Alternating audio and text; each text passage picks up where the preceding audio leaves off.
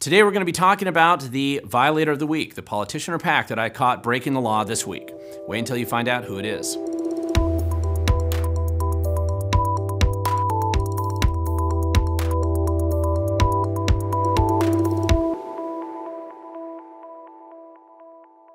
Thank you for watching. My name is Glen Morgan, and this is We the Govern.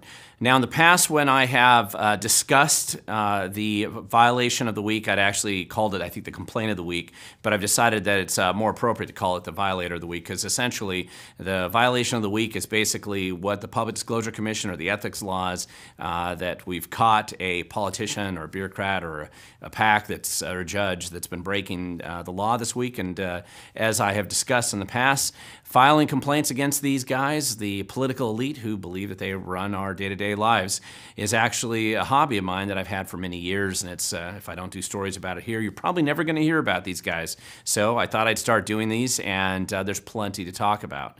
Now, when I'm talking about violating Washington State's campaign finance laws, you have to go to the Public Disclosure Commission, and their website's linked here, pdc.wa.gov. And that's where, if you want to find all the same information that I oftentimes look at, that's the site you want to go to. In addition, you want to reference Washington State's campaign finance laws, which is RCW 4217A. And I will have both of these locations down below. I'll link it in the video description, so you can go both to that website and also to the state law. And feel free to have as much fun as I'm having as a hobby.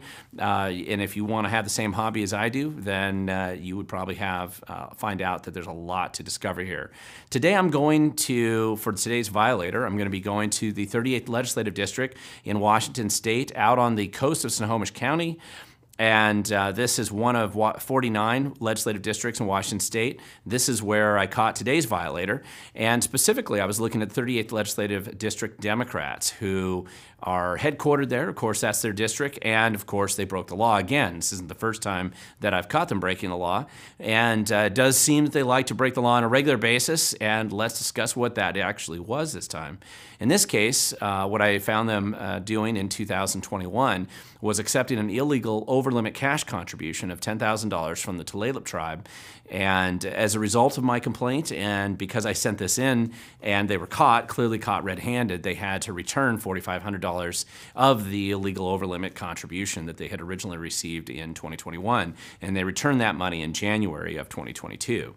And I want to point out that I had caught them once before breaking the law as well in 2017. The exact same violation, actually. And they had taken a $10,000 illegal overlimit contribution. It was from a different group at the time.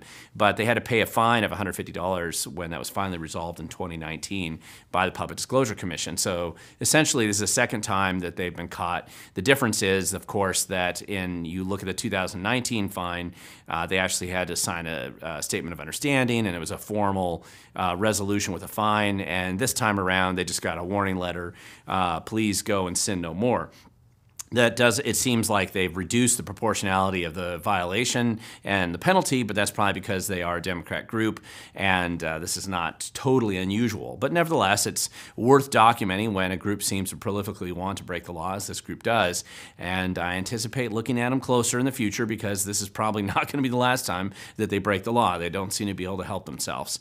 So that's it for today's violation of the week. If you want to learn more about this specific violation, I will link to those down below. I also have a link to my website where I detail all of the hundreds of violators that I've caught, and the hundreds of thousands of dollars of fines that have been levied against them. So you can go and look at that down below if you want to get a little bit more detail there. And I also link to some of the statute laws and where you can find some of the same information if you're willing to do a little bit of your own sleuthing. Because remember, the only way you get out there and make an impact is if you show up and try to do it. You can't just expect that it's going to happen by osmosis or because you wish it would. You have to get out there and get involved. Because, as I've said many times, the future belongs to those who show up.